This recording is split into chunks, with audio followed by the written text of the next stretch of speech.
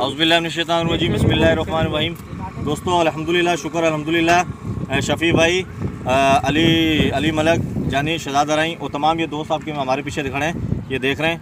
रज़ाकाराना तौर पर हमने आटा, चीनी, दाल और इसके अंदर प्लस घी, साबुन और मास्क वगैरह जो है इंशाल्लाह गरीबों में तकसीम हम कर रहे हैं।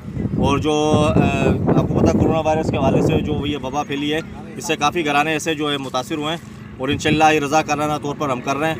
और जिस दोस्त को अगर इमदाद कोई बिटवानी हो तो बिल्कुल वो कॉन्टेक्ट हमसे कर सकता है।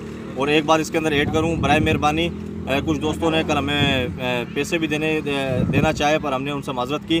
बराए करम पैसे हम नहीं लेते। अगर किसी को इमदाद बंटवानी है या अपनी मदद आप वो बांट सकते हैं। अगर हमसे बंटवानी है तो हम सिर्फ हमें राशन लेकर दें जो गरीबों मुस्तहिक तक हम पहुँचाएँ। चलने